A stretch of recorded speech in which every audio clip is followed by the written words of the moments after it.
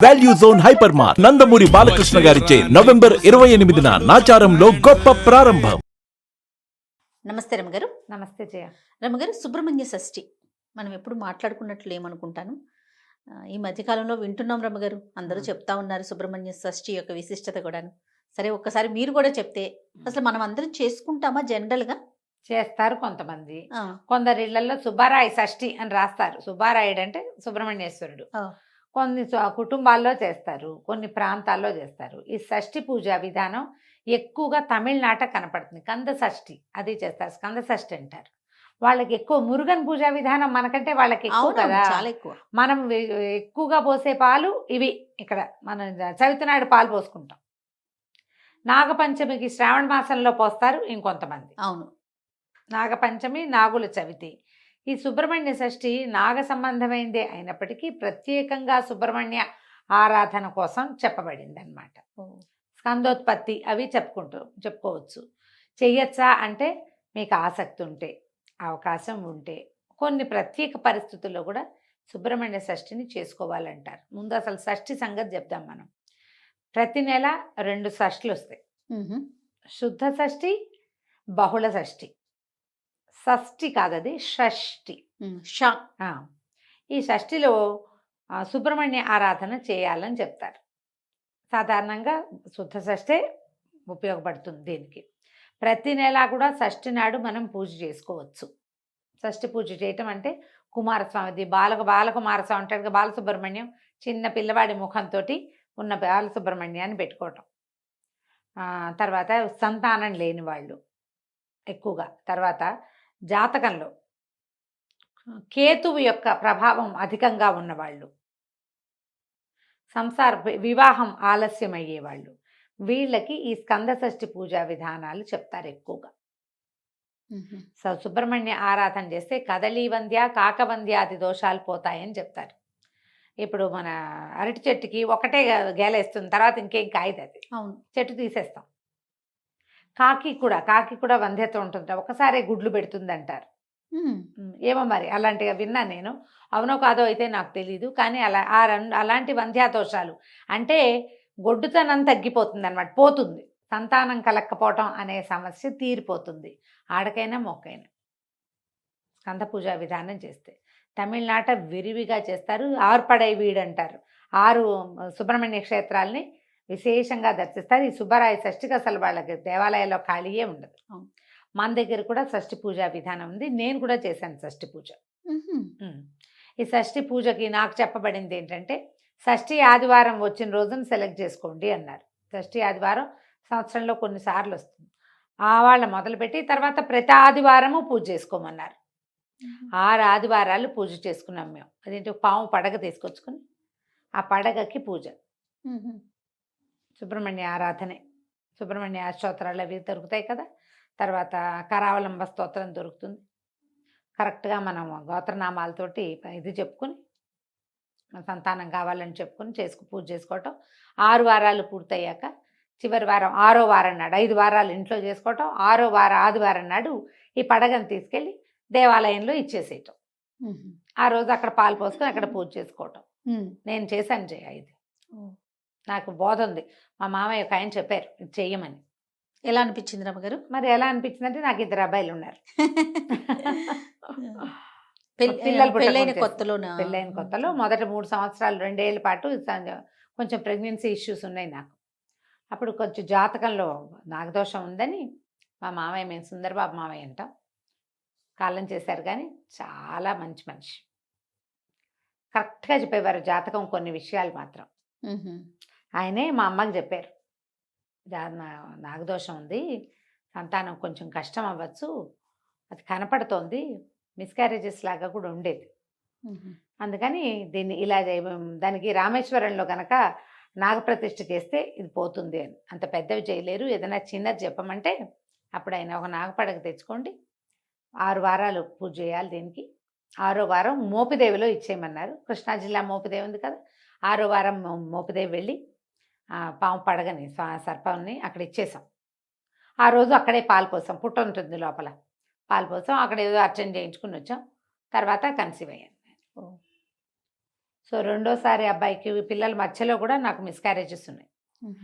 ఈ విషయం నిజానికి వెరీ పర్సనల్ మ్యాటర్. ఇది ఏ సందర్భంలో ఇది చేస్తారో చెప్పడం కోసమే ఇది నేను చెప్తున్నా. నేను కూడా చేశాను.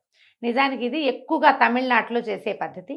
జాతకంలో ఏదైనా ఇలాంటి నాగదోషాలు అలాంటివి ఉంటే తప్పకుండా సుబ్రహ్మణ్య ఆరాధన చేయాల్సిన విధి. స్కంద జననం అని ఒక ఘట్టం ఉంది రామాయణంలో.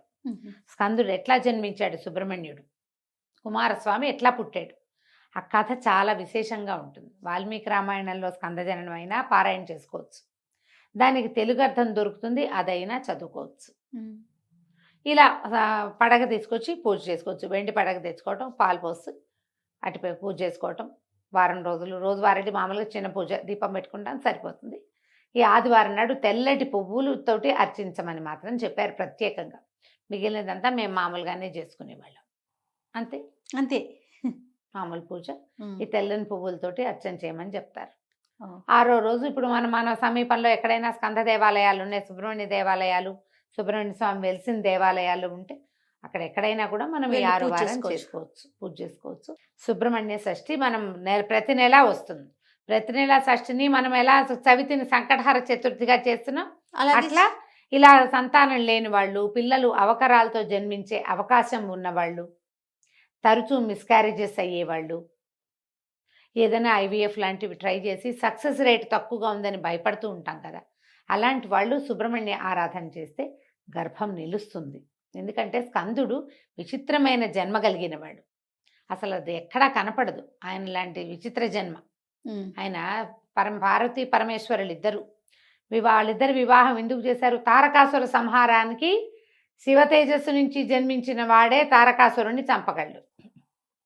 శివుడు అప్పటికి సతీదేవి వియోగం తర్వాత ఆయన తపశ్చర్యలో పూనుకున్నాడు.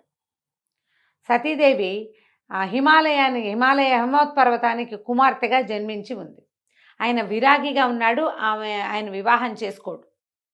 శివ తేజస్సు ఎలా కుదురుతుంది వీళ్ళకి, ఆయన ఎవరితోటి కలవకపోతే? అందుకని ఈ సతీదేవి పార్వతీదేవిగా జన్మిస్తే పార్వతీదేవితో శివుడికి వివాహం అయ్యేలాగా దేవతలు సంకల్పించి మన్మధుడిని ప్రేరేపించి పంపించారు. ఈ మన్మధుడిని అయితే కోపం వచ్చి శివుడు మన్మధుడిని దగ్ధం చేశాడు. కానీ కాలక్రమాన పార్వతీదేవిని వివాహం చేసుకున్నాడు. కొన్ని వందల సంవత్సరాలు వాళ్ళిద్దరూ కలిసి సంయోగంలో ఉన్నారు. కానీ శివతేజస్సుని ఇలా శక్తి శరీరంలో నిక్షిప్తం చేస్తే ఆ మహాతేజాన్ని ప్రపంచం తట్టుకోలేదని రేతస్సుని భూమి మీద పతనం చేసేలాగా చేశారు దేవతలు. భూదేవి తట్టుకోలేకపోయింది దాన్ని. అగ్నిదేవుడు భరించాడు శివతేజస్సుని. ఎప్పుడైతే తన గర్భంలో నిలవలసిన రేతస్సు నేల మీద పడిపోయిందో మహాకోపం వచ్చి ఈవిడ దేవతలకి మీకు పిల్లలు కలగరు భార్యల ద్వారా అని వాళ్ళని చెప్పించి భూమికి నువ్వు ఇది ఒప్పుకున్నావు కాబట్టి ఒప్పుకుని నీ మీద పతనం చెందింది కదా, నేను భరించవలసిందాన్ని నువ్వు తీసుకున్నావు కాబట్టి అందరూ మొగుళ్ళే నీకని చెప్పేసింది. అందుకని ప్రతి రాజుని భూభర్త అంటారు. భూపతి అంటే ప్రతి రాజు భూమికి భర్తే, అందరూ భర్తలే. ల్యాండ్ లార్డ్ అంటాం. ఆ ల్యాండ్ ఎవరిదైతే వాడే ల్యాండ్ లార్డ్. సంతానం దేవతలకు సంతానం కలగదు. ఈ శివరేతస్సును ఏం చెయ్యాలో తెలియలే. అప్పుడు బ్రహ్మదేవుడు దీని ప్రకారం ఈ శివరేతస్సు అగ్నిలో ఉన్నదాన్ని గంగానదిని ఒప్పించి ఆమె యందు విడిచిపెట్టారు. ఎక్కడి నుంచి వచ్చింది శివరేతస్సు? ఆయన నుంచి పతనమయ్యి ముందు భూమి మీద, తర్వాత అగ్నిలోకి, అగ్నిలోంచి గంగానదిలోకి. ఆ గంగ కూడా భరించలేకపోయింది. ఆ శివరేతస్సులోంచి రకరకాల ఇవి కూడా పుట్టినాయి. బంగారము, తర్వాత తామ్రము, రాగి, వెండి అందులోంచే పుట్టాయి. శివరేతస్సు నుంచే పుట్టినాయిట లోహాలు. అది అగ్నిలో పడేసరికల్లా అట్లా అది నీళ్ళలో పడేసరికి సెపరేట్ అయిపోయినాయి. అందులో ఉన్న ఇది ఒక్కొక్క రూపం చెంది అన్నీ సెపరేట్ అయిపోయింది. అయితే ఈవిడ నేను భరించలేకపోతున్నాను ఈ వేడి, నేను ఆవిడ కేకలు పెడితే గంగానది అప్పుడు ఏం చేశారంటే హిమవత్పర్వత పాదంలో విడిచిపెట్టమన్నారు. హిమవత్పర్వత పాదంలో అక్కడికి వెళ్ళేసరికల్లా అక్కడ మొత్తం అదంతా రేతస్సు తాలూకు దీనివల్ల పెద్ద రెల్లు పొదలాగా బంగారుమయం అయిపోయిందట. అక్కడ ఈ రేతస్సును వదిలిపెడితే అక్కడ ఇది ఇన్ని రూపాలు చెంది అక్కడ శిశురూపం ధరించాడు స్కందుడు. ఎన్ని చోట్లకి మారాడో చూడు. ఇలాంటి పరిస్థితుల్లో ఉన్న జన్మించాడు ఆయన. అక్కడికి వెళ్ళి ఆయన శిశువు రూపం దాల్చాడు. దాల్చిన తర్వాత అప్పుడు కృత్తికలని నియోగించారు దేవతలు పిల్లవాడికి పాలిచ్చి పెంచడం కోసం. కృత్తికల చేత పెంచబడ్డాడు కాబట్టి కార్తికేయుడు అయ్యాడు. ఆ కృత్తికలు 6. అందుకని 6 దగ్గర పాలు తాగడానికి 6 ముఖాలతోటి పాలు తాగేటట్టు. అందుకని షణ్ముఖుడు. ఎంత చిత్రమైన ఇది ఉందో చూడు కథ. ఇలా అంటే ఎలాంటి విపత్కర పరిస్థితుల్లో అయినా కూడా సంతానం కలిగే అవకాశాన్ని స్కందుడిస్తాడు. అందుకని ఈ స్కంద షష్ఠిని పూజ చేసుకోమని చెప్తారు. అవకాశం ఉన్నవాళ్ళు, అవసరం ఉన్నవాళ్ళు, తప్పకుండా అలవాటు ఉన్నవాళ్ళు ఎలాగూ చేసుకుంటారు కదా, ఎలాగూ చేసుకుంటారు.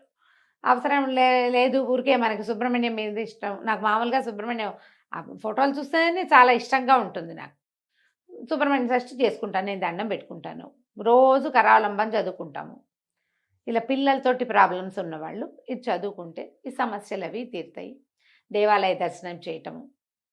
తర్వాత ఇప్పుడు ఇలాంటి ప్రాబ్లమ్స్ ఉన్నవాళ్ళు ఈ ప్రత్యేక సుబ్బరాయ షష్ఠే కాకుండా నెలలో ప్రతి నెల వచ్చేటువంటి శుక్ల షష్ఠి నాడు కూడా మనం ఈ స్కంద పూజా విధానాన్ని చేసుకోవచ్చు. తప్పకుండా అండి. నమస్తే. నమస్తే.